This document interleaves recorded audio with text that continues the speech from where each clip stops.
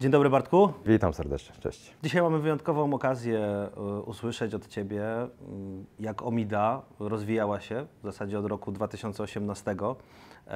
To jest wyjątkowa okazja, bo jeszcze nigdy tak na forum nikt tej historii nie opowiedział. Bartku, to jest historia, która ma swój sukces w chwili obecnej, w 2023 roku, ale zaczęło się od pewnych odważnych decyzji już na etapie, kiedy byliście firmą bardzo szybko rozwijającą się. Ja tutaj mówię o Fundacji Inventity i właśnie dzisiaj o tym sobie porozmawiamy. Porozmawiamy sobie o bólach wzrostowych, jakie w tej organizacji napotkaliście wspólnie z zarządem Omida Group. Powiedz proszę, jakie były główne cele i wyzwania, z jakimi grupa Omida musiała się zmierzyć właśnie w 2018 roku? Jak zaczęła się ta historia? W 2018 roku to był 8 rok prowadzenia naszej działalności.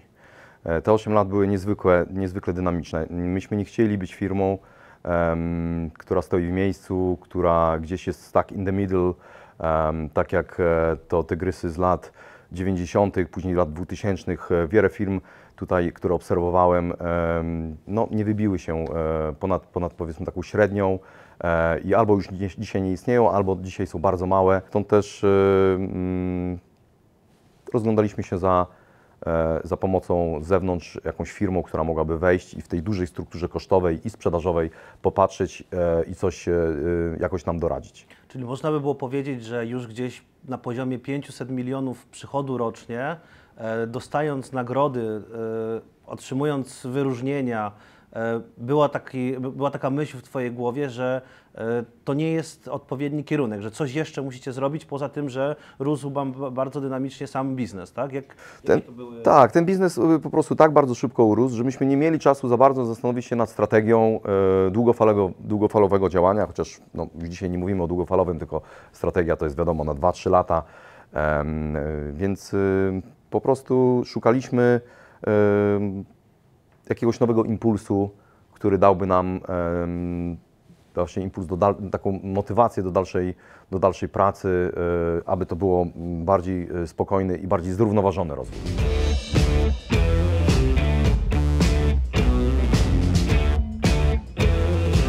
Żeby rozwijać się dalej, żeby stawać się firmą, tak jak wspominałeś, o stałym wzroście, bez odczuwania tych bóli, które naokoło już zaczynałeś dostrzegać, tak? To wtedy rozpoczęły się poszukiwania kogoś, kto byłby w stanie pomóc w tym biznesie, kogoś, kto powiedziałby, jaki kierunek w zasadzie można by było wybrać. I powiedz, jak doszło do takiego spotkania pomiędzy Omidą Group, pomiędzy Tobą jako zarządem, a Fundacją Inventity, no i całą tematyką w ogóle Growing Pains, którą za chwilkę będziemy bardziej, jeszcze szerzej poruszać. Tu skomentuję, że może nie chodziło o to, jaki kierunek powinniśmy obrać, tylko jakie problemy wewnętrzne mieliśmy, ponieważ przy tak dużych poziomie kosztów i sprzedaży, no to właściwie szukaliśmy, żeby kogoś, kto się w to mocno zagłębi. Jakie były pierwsze kroki zaraz po tym, jak podpisaliście tą umowę, no i jeden z pracowników Inventity, no można by było powiedzieć, że to była spora rewolucja w firmie w momencie, kiedy pojawił się ktoś, kto zaczął układać procesy i to tak bardzo, bardzo szczegółowo. No u nas to było, zaczęliśmy przede wszystkim, ta cała metodologia tego profesora Flamholza mówi o tym, że pracownikom zadaje się różne pytania. Te same pytania w różnych organizacjach, dlatego że ta teoria Growing Pains to nie jest nowość na rynku, to istnieje na rynku amerykańskim od ponad 20 lat. Bazują swoją strategię na tej strategii takie duże firmy, na przykład jak Starbucks. Profesor Flamholz pracował właśnie z założycielami w Starbucksa, ale jest to firma no, znana, myślę, że też często bardzo lubiana. Stąd też te referencje tej metodologii były. Tam jest jeszcze oczywiście dużo jeszcze innych firm, więc te pytania pokazały, w jakich aspektach mamy największe problemy, tak? Że ludzie są ciągle zajęci, że stracili motywację, że nie widzą celu, że jest ciągła bieżączka i tak dalej, i tak dalej. Tego oczywiście na różnych poziomach inaczej to wyglądało. Natomiast cała istota tej sprawy była u nas o tyle łatwa, że myśmy przy 500 milionach sprzedaży nie mieli określonych celów strategicznych. Nie mieliśmy wizji, nie mieliśmy misji, nie mieliśmy kultury organizacyjnej. Ona oczywiście naturalnie istniała, ale ona nie była wyartykułowana. Nie mieliśmy swoich wartości, więc zaczęliśmy naprawdę od podstaw, właśnie ustalając takie sprawy jak wizje, tworząc dokumenty strategiczne. Prawdę mówiąc, trzymam go tutaj, część tego dokumentu trzymam w ręku. Taki dokument opracowaliśmy, a następnym etapem było jego zaimplementowanie, wdrożenie. I wiadomo, że takich rzeczy nie robi się z dnia na dzień, tylko jest to duży projekt, który po około roku przyniósł pokaźne owoce w postaci poprawienia się praktycznie wszystkich naszych parametrów, które stwierdziliśmy, że są ważne, tak? Czyli marża, terminy płatności, cash flow, tak naprawdę później zysk, motywacja pracowników.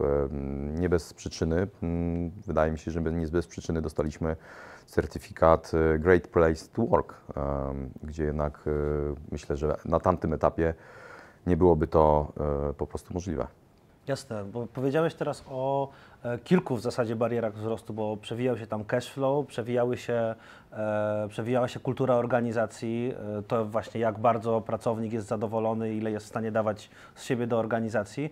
Gdybyś miał wymienić takie 3 najbardziej istotne bariery wzrostu, które napotkaliście właśnie wtedy w 2018 roku, to co by to było? No to jednak z takich twardych rzeczy, system IT, niedoinwestowane właśnie działy takie back-office'owe, które jakby wspierały ten biznes. Nie? Na tamtym etapie budowania tej firmy myśleliśmy, no, co na pewno ważne i to nam wyszło, że sprzedaż, budowanie rynku jest najważniejsze i jakby doinwestowaliśmy te back-office'owe rzeczy, czyli wdrożyliśmy nowy system IT, nowy system controllingu, balance scorecard i parę jeszcze innych instrumentów, które po prostu pomagały spojrzeć na ten biznes bardziej realnie, bo jako zarząd firmy uważam, i tu zacytuję Jacka Welsha, wieloletniego prezesa General Electric, który notabene też bazował się w jakiejś części na tej filozofii Growing Pains, że najważniejsze oczywiście jest cash flow dla firmy. Można mówić o sprzedaży, a co z tego, jeżeli nie masz na opłacenie bieżących faktur. Myśmy na jakimś etapie naszego rozwoju mieli opóźnienia w płatnościach. Drugim ważnym rzeczą jest zadowolenie klientów. No jeżeli nie są zadowoleni klienci, oni nie będą wracać, tak? No, można to realizować również przez to, że mamy zadowolonych pracowników, więc za to też zarząd, trzecia rzecz, za którą jest odpowiedzialny, to zadowolenie pracowników, a ciężko mówić o zadowoleniu, jeżeli firma ma problemy, jeżeli po prostu gdzieś nie dotrzymuje pewnych zobowiązań i atmosfera zaczyna się psuć.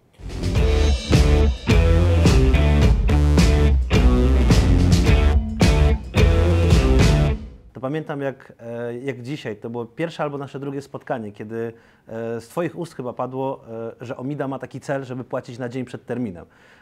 I to było niesamowite, że ja wcale długo nie musiałem czekać, żeby takie opinie gdzieś już zacząć zbierać z rynku.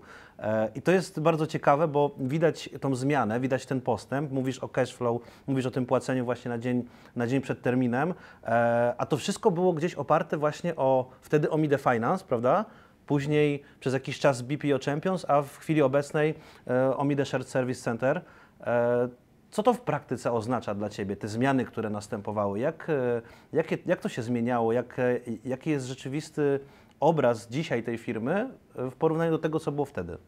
Większość firm spedycyjnych, my to widzimy zupełnie realnie, bo część naszych klientów za granicą, kiedy mamy auta, musimy korzystać z firm spedycyjnych, ładując ładunki na powrocie od firm spedycyjnych bardzo często, przynajmniej w jedną stronę.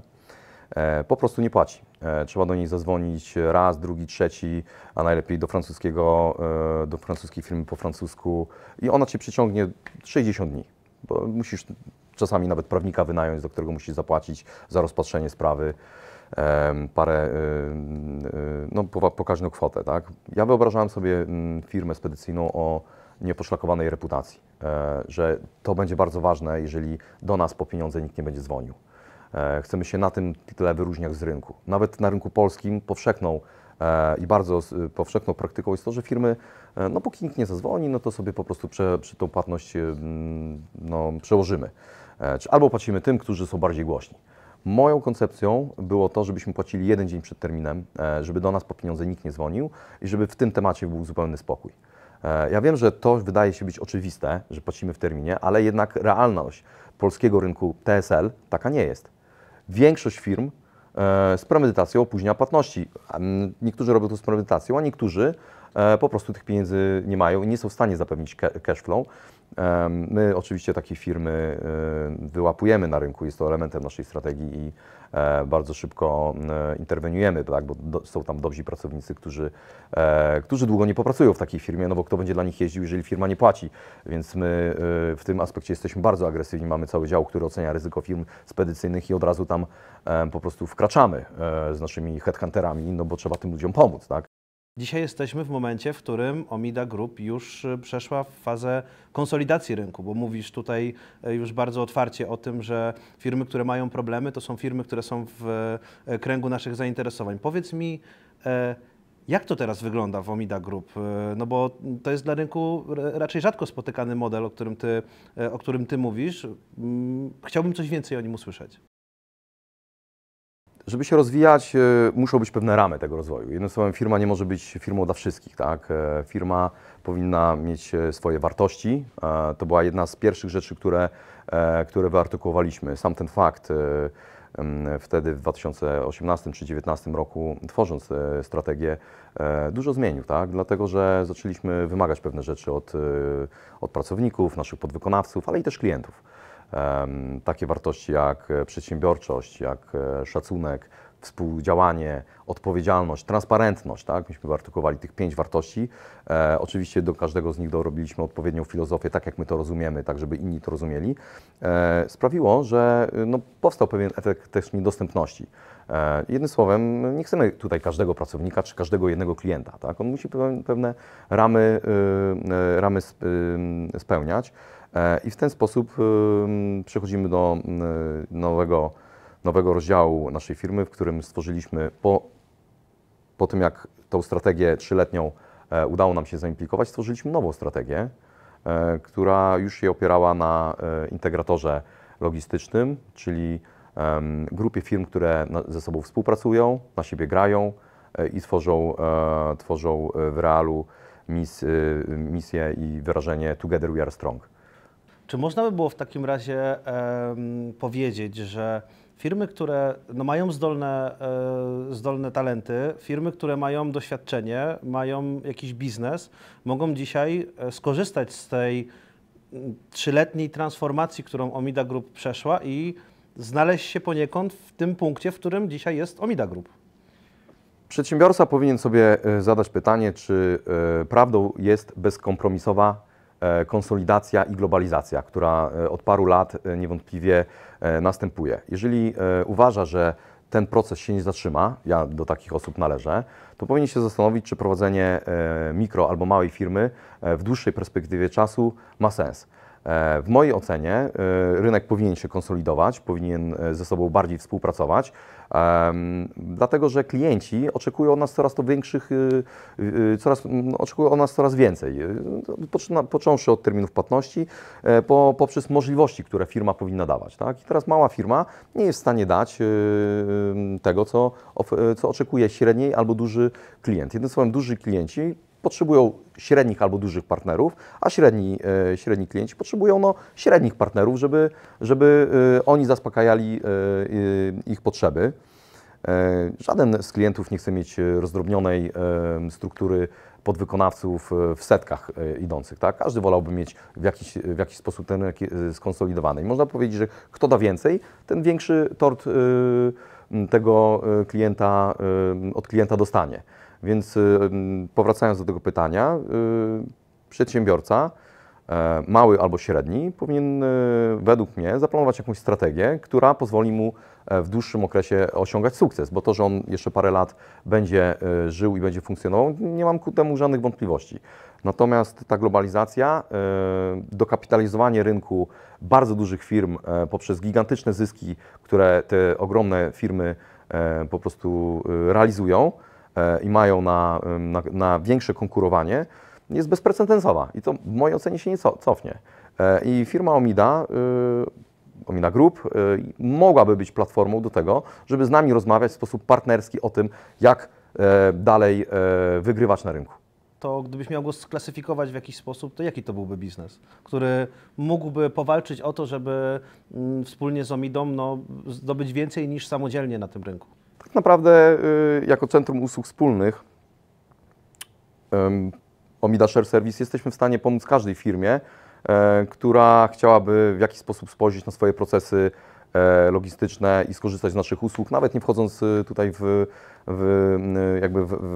rodzinę firm Omida.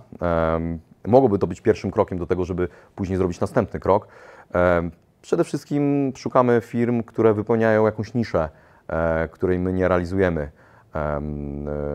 Na przykład drobnica krajowa, czy drobnica międzynarodowa, czy jakieś inne niszowe produkty last mile. Natomiast firmy, średnie firmy logistyczne mogłyby z nami rozmawiać o tym, abyśmy no, wspólnie realizowali, mniej konkurowali, a bardziej współpracowali i mogłoby to być też powiązane z przepływem kapitałów, które byłyby z korzyścią dla wszystkich. Tu mówimy o rynku polskim, a na rynku zagranicznym no to mamy oczywiście o wiele więcej do zrobienia. Dzisiaj funkcjonuje u nas biuro tylko w Hiszpanii i w Rumunii i można powiedzieć, cała Unia Europejska jest otwarta. Jeżeli jakaś firma chciałaby się do naszej grupy dołączyć, no to praktycznie jesteśmy otwarci rozmawiać z każdą firmą. Wspaniale jest widzieć ten postęp i te etapy właśnie rozwoju organizacji, które zresztą w książce o wyzwaniach wzrostu są oczywiście opisane. Chciałbym Cię dopytać, Bartku, jak Growing Pains Strategy pomogło w identyfikacji problemów rozwojowych i eliminacji tych barier, bo powiedziałeś o tym, że była strategia przygotowana, powiedziałeś, że wcześniej był audyt przeprowadzony, nawet ten jakby taki ogólny i taki bardziej szczegółowy, no ale właśnie powiedz, jak sama książka pomogła to zidentyfikować? Czy Ty musiałeś ją przeczytać, czy to właśnie w trakcie warsztatów tą wiedzę całą posiadłeś? Jakie były te kulisy? Konkretne narzędzia, konkretne strategie, które każdy może realizować dla siebie na swój własny użytek. Jeżeli jest to firma mała albo średnia, uważam, że wiele można samemu implikować i myśmy w zupełnie początkowej fazie tak właśnie robili. Natomiast no, przy tym wzroście, który mieliśmy, no, w zeszłym roku osiągnęliśmy przychody prawie 1,5 miliarda złotych, no to można powiedzieć, że tutaj już powinna ta struktura być nieco większa. Powołaliśmy dyrektora do spraw strategii, który pomaga nam realizować strategię. Rozbudowaliśmy zarząd, tak, ale to też było w procesie, to też nie było od razu. Tak? Także wiele rzeczy można, wiele odpowiedzi można w tej książce uzyskać, natomiast nawet wykupienie takiego podstawowego pakietu od fundacji nie byłoby złym pomysłem. Przyjdzie taki audytor, zrobi audyt, porozmawia. To wcale nie są naprawdę duże pieniądze, wręcz bym powiedział całkowicie rynkowe. I ta świadomość biznesu się pojawia, o ile oczywiście ktoś czuje, że coś takiego jest potrzebne. Większość firm spedycyjnych małej i średniej wielkości nie ma strategii i nie zadaje sobie w ogóle trudu, co będzie za 10 lat. Po prostu żyją z miesiąca na miesiąc, walcząc na rynku w takiej codziennej bieżączce. Właściciele zaangażowani w biznes operacyjny, handlowy. No to gdzie ktoś ma czas pomyśleć o tej strategii, zbudować jakiś dokument, zrobić spotkanie zarządu, może spotkanie z radą nadzorczą. Oczywiście, jeżeli nie zrobi tego etapu, no to po prostu dalej nie pójdzie do góry. Tak? Od takich firm, które nie mają jasno napisanych swoich celów, zauważyłem na podstawie swojej 25-letniej karierze w branży TSL, że pracownicy po jakimś czasie odchodzą, nie widząc jakiegoś większego sensu pracy, tracą motywację z czasem. Być może sama firma ma problemy, bo przecież linia życia firmy wygląda standardowo tak samo, tak? Czyli jest faza wzrostu, faza stabilizacji i faza upadku. Tak? I teraz jeżeli się nie zdiagnozuje odpowiednich miejsc, żeby nie przejść do fazy upadku i nie pójdzie się dalej, oczywiście nie można iść pionowo do góry, tylko będzie to wzrost zrównoważony, no to można przespać pewien moment. Chciałbym zaznaczyć, że w naszej firmie Omida retencja pracowników jest, no, mierzymy ją, jest bardzo mała.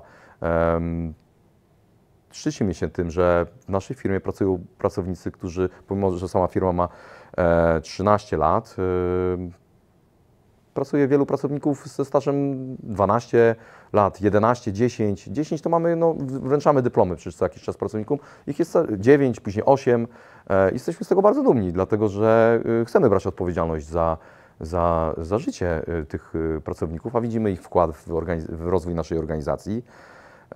I sprawia mi to bardzo dużo satysfakcji, kiedy mogę wręczyć dyplom na przykład na dziesięciolecie pracy danego pracownika, dlatego że jest to oznaka zaufania, to znaczy, że ten pracownik jest zadowolony. Ja biorę za niego odpowiedzialność, czasami musimy podejmować trudne oczywiście decyzje, natomiast jeżeli są te cele wyznaczone, atmosfera jest odpowiednia, to możemy osiągać znacznie więcej.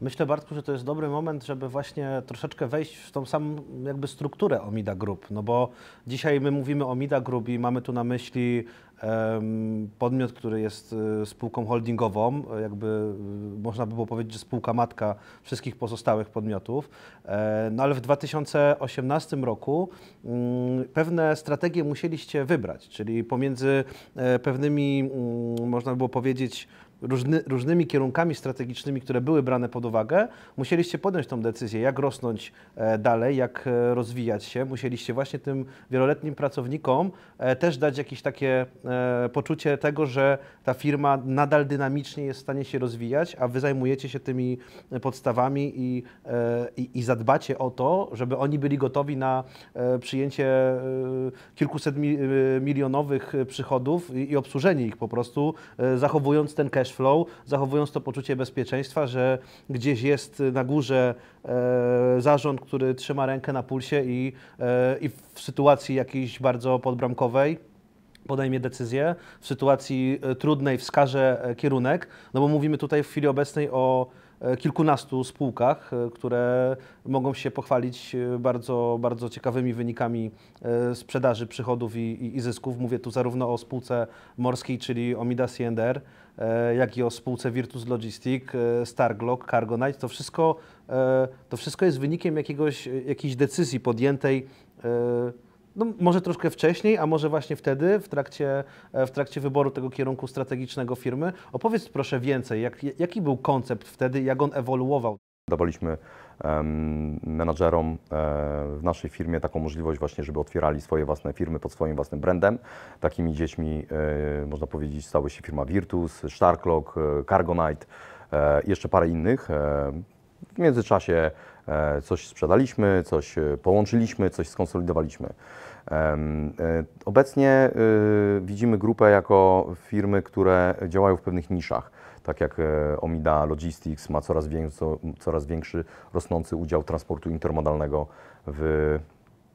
w swoich przychodach i to jest znacznie zauważalny trend. Firma Virtus robi coraz więcej militarii, robi również transport intermodalny, ale skupia się również na takim podstawowym produkcie, jakim jest transport międzynarodowy i krajowy.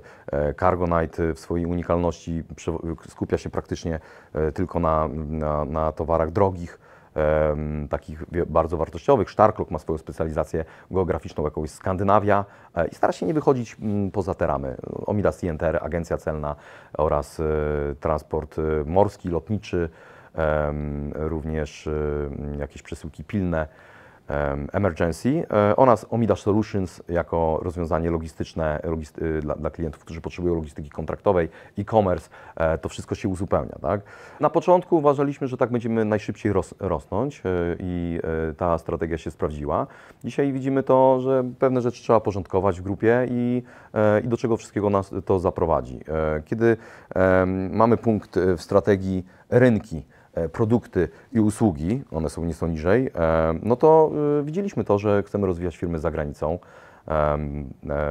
I tak z sukcesem rozwijamy firmę Omida Iberica w Hiszpanii.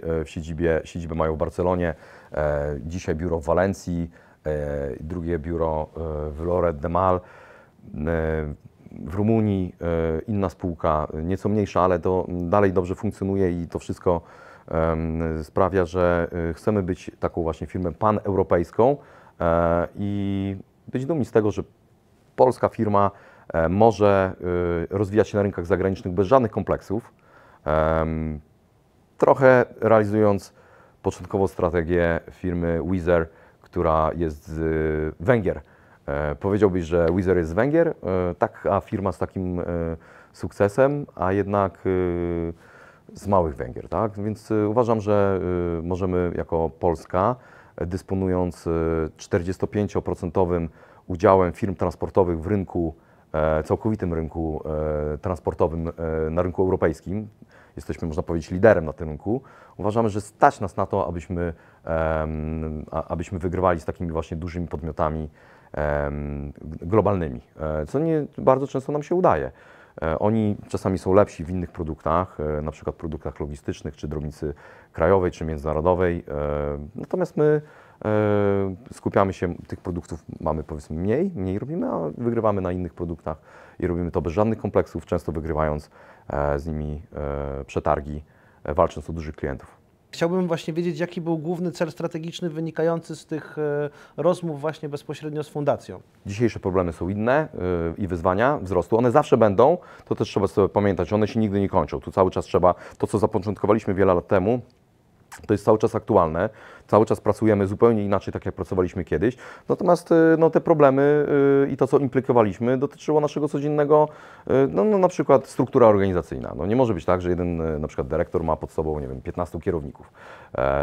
Zmieniliśmy to.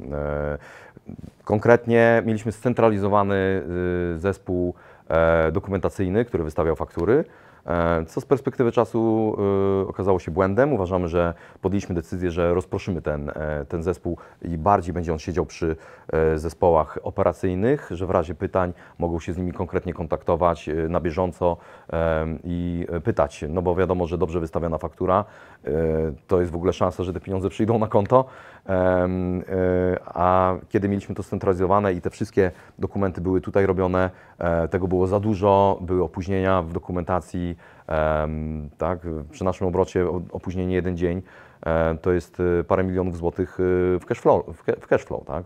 Więc staramy się robić najbardziej optymalnie jak się da, mówiąc krótko, żeby to opóźnienie, żeby faktura była wystawiona możliwie jak najszybciej, a ideałem byłoby następnego dnia po tym, jak to jest tak naprawdę możliwe.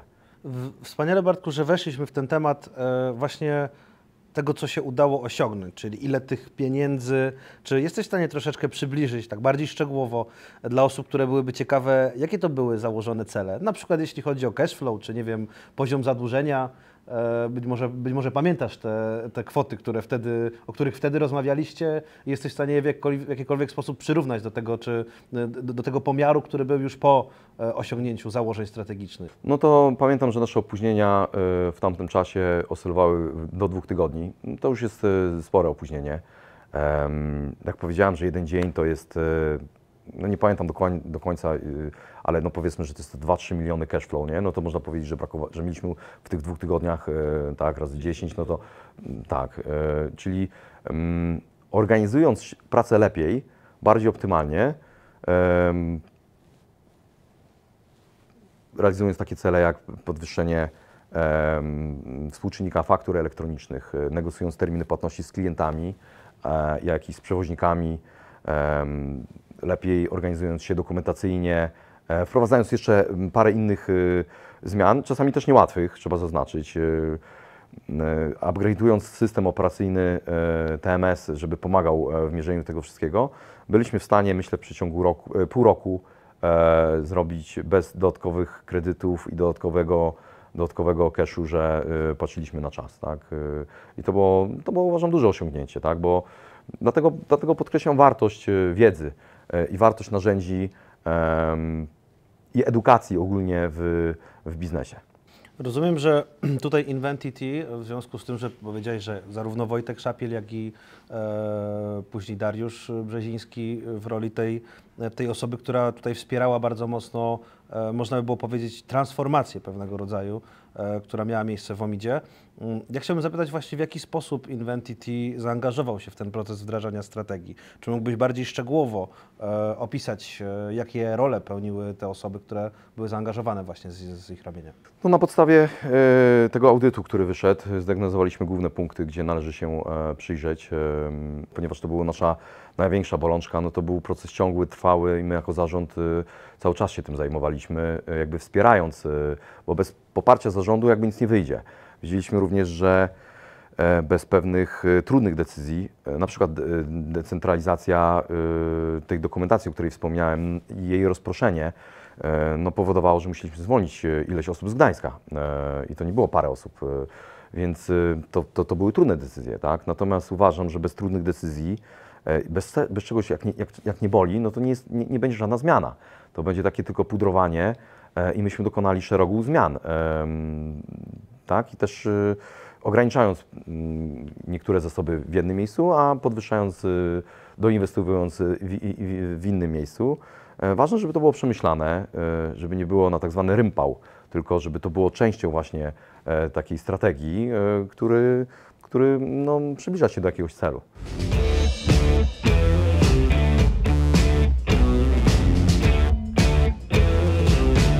Jeśli osoby, które teraz oglądają ten wywiad, zastanawiałyby się, jak wygląda taki proces wdrażania pewnych zmian w firmie, które są kluczowe do rozwoju jakby organizacji na takim poziomie lub na nieco mniejszym, lub być może nawet na większym niż Omida, to tutaj z Twojego punktu widzenia, jako punktu widzenia zarządu, to jest stała praca przez okres na przykład pół roku, w którym każdego dnia jakieś mikrodecyzje albo kluczowe decyzje dla biznesu się odbywają. Tak? U nas te problemy były widoczne i palące.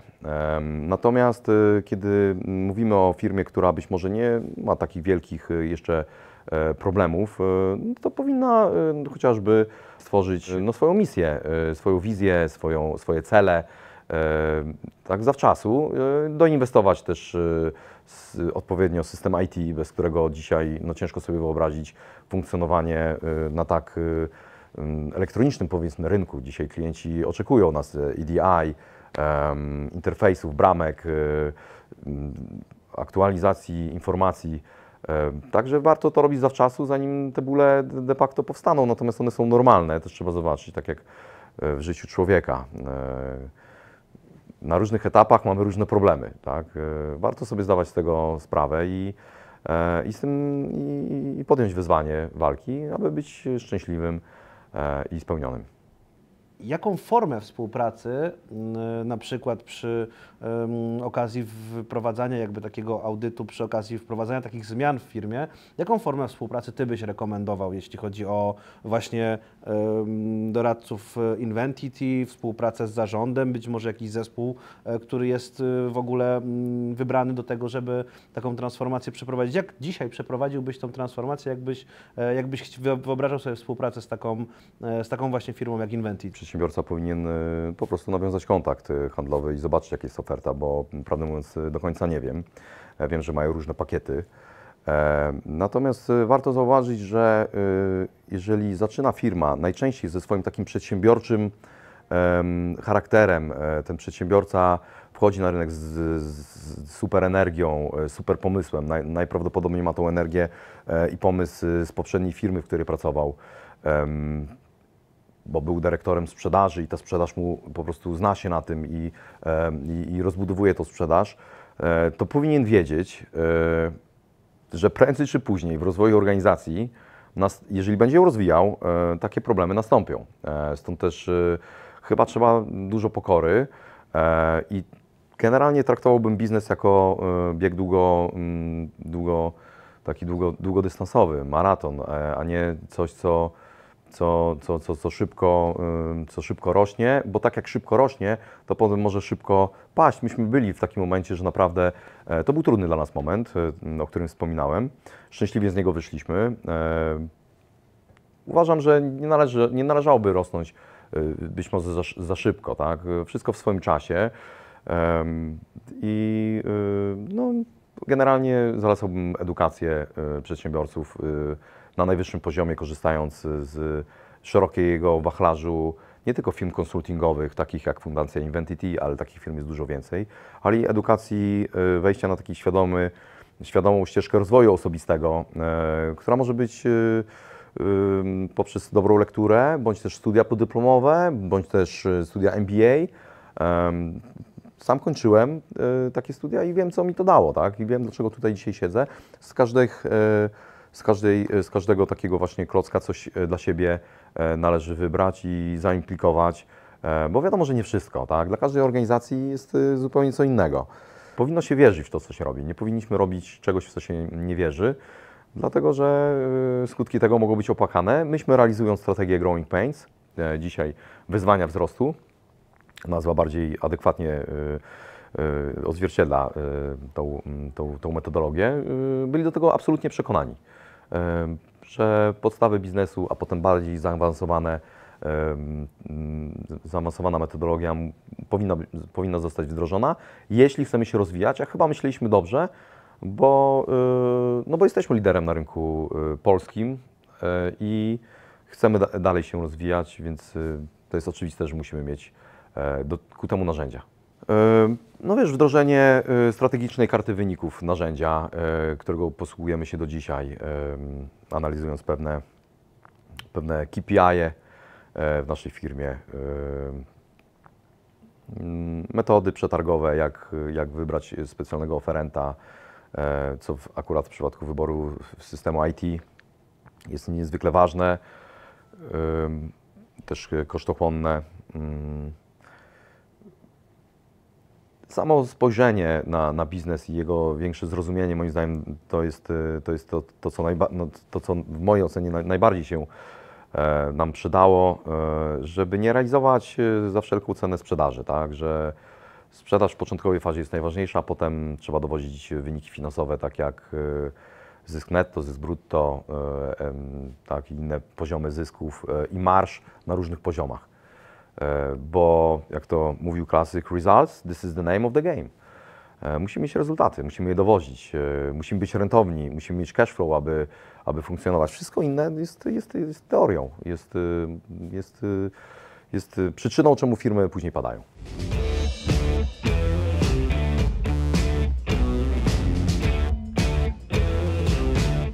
To jaki wpływ na rozwój organizacji ma wiedza na temat bólów wzrostu, znajomość tego tematu przez Ciebie, przez zarząd Omida Group,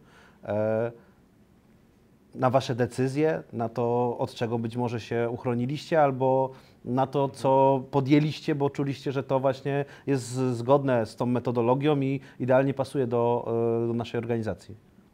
Przede wszystkim najważniejsza rzecz, że należy robić pewne kroki, pewne aspekty biznesowe, krok do przodu.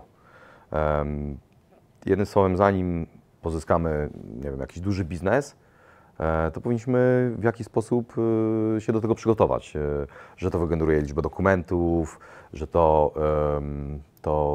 taki będzie cash flow do tego potrzebny, tak? Jeżeli mamy duży kontrakt, on jest na negatywnym cash flow, no to trzeba do tego się przygotować, a nie być później zaskoczony, że przychodzą terminy płatności i ten konkretny biznes generuje negatywny cash flow, a my nie mamy pieniędzy na koncie, żeby opłacić podwykonawców. Także działanie takie do przodu, przewidywanie, docenienie działów wspierających biznes, a nie tylko biznes. Jakby zrozumiałem, że tak samo ważne są te działy wspierające biznes, jak sam biznes, no bo przecież w spedycji realizujemy marżę, sprzedaż i marżę, tak? No cóż po tej marży, jeżeli ona jest wirtualna i ona nam nie wejdzie na konto, no to można powiedzieć, że jest ona tylko wirtualna. Czyli sugerujesz, Bartku, tutaj, że taką wartością, którą na pewno, która pozostała z Wami i pozostanie w Omida Group, jest to, że Wy wiecie, co na tym kolejnym poziomie organizacji może zawieść, jeżeli będzie zbyt duża, tak? I przygotowujecie się do tego już z odpowiednim wyprzedzeniem, no tak, żeby nie być w miejscu, w którym któryś z działów... To jest proces ciągły. Mamy już teraz osoby, które odpowiadają za rozbudowę poszczególnych komórek wspierających biznes, kierownicy, dyrektorzy.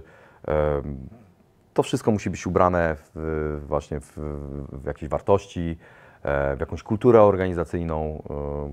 Wszyscy wiedzą u nas, w firmie, że hołdujemy wartościom rodzinnym. To jest dla nas ważne, więc bardzo się cieszę, jeśli na przykład kobieta urodzi dziecko. Znam firmy, w której jest to problem. No ale jeżeli nie było zastępowalności pracownika, no to mogę wyobrazić sobie, że jest to problem, bo pracownik nagle,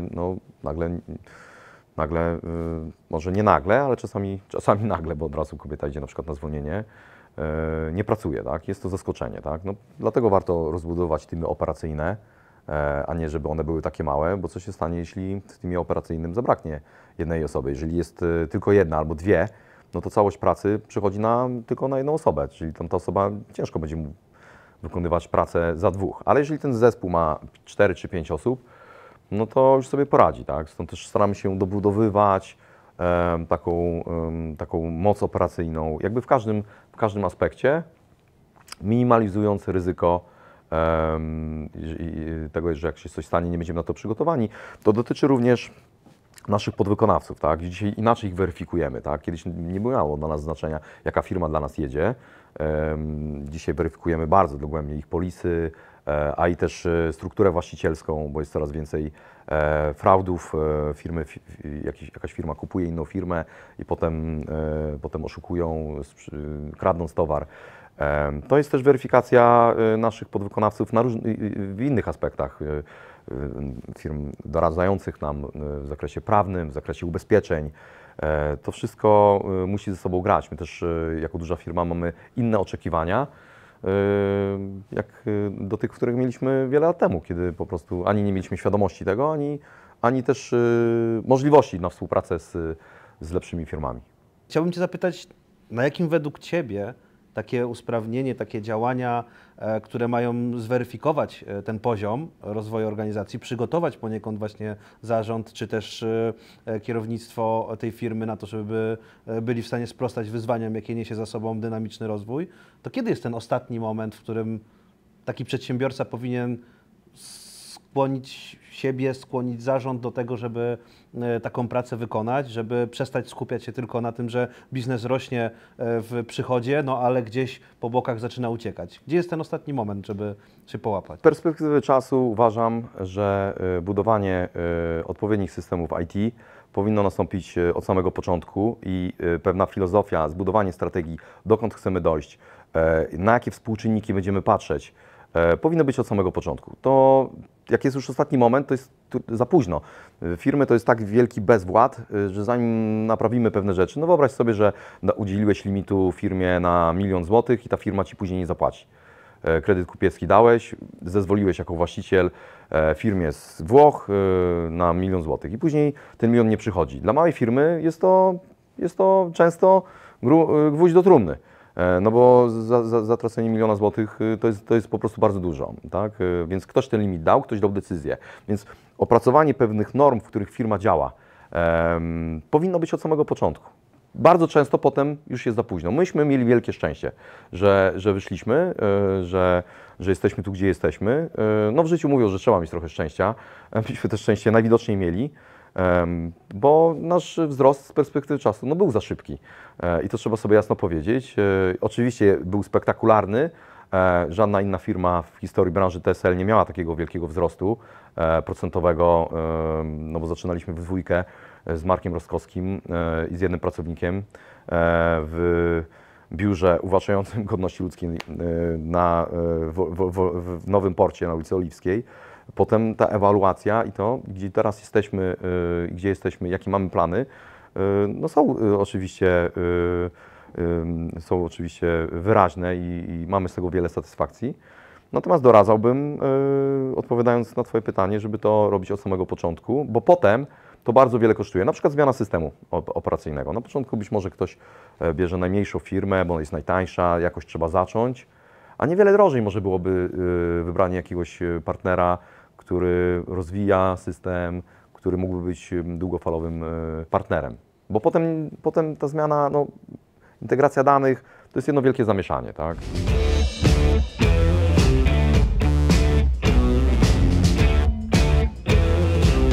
Czyli im szybciej tak naprawdę przedsiębiorca pozna te wyzwania wzrostu, jakie stoją przed w zasadzie każdą organizacją, bo to się nie tyczy przecież tylko firm związanych bezpośrednio z transportem, z logistyką, ze spedycją, tylko tyczy się to każdej organizacji, która... Jeśli ktoś myśli o długim terminie i osiąganiu, tutaj jest nawet takie zdanie, jak zbudować trwale wygrywającą organizację, bo są organizacje, które miałem okazję niestety widzieć, które zakładały się tylko po to, żeby po roku zniknąć, ogłaszając upadłość i znikając z rynku, a właściciele też się rozpływali gdzieś.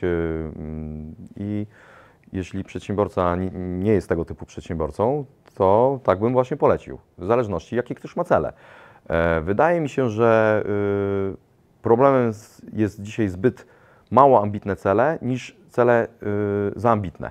Że szczególnie polskim przedsiębiorcom brakuje w mojej ocenie takiej ambicji, bo nawet jeżeli dojdziemy w połowie tej drogi, no to dalej będzie dużo lepiej niż jeżeli się nie ma żadnego planu. Najwidoczniejszym takimi przykładami były polskie firmy spedycyjne z lat 90. Ja kiedy studiowałem, robiłem w tych firmach praktyki. Są to znane marki, które dzisiaj nie odgrywają praktycznie dzisiaj żadnej roli na polskim, albo ich nie ma, albo ktoś je kupił, albo mają po prostu problemy, a widzę to po tym, jak z tamtych firm do nas pracownicy przysyłają swoje CV, a jak przysyłają, to znaczy, że coś jest nie tak, że nie ma tam dla niej chyba dobrej przyszłości. Jest takie zdanie, że klienci kupują od zwycięzców. Wydaje mi się, że pracownicy też kupują od zwycięzców. Tak? Każdy chce pracować w organizacji, która się rozwija, która jest zdrowa, w której panuje dobra atmosfera, która jest zwycięska. I Omida taką firmą, takim przedsiębiorstwem chce być. No i jest. Super, bardzo dziękuję Bartku za dzisiejszy wywiad. Dziękuję również.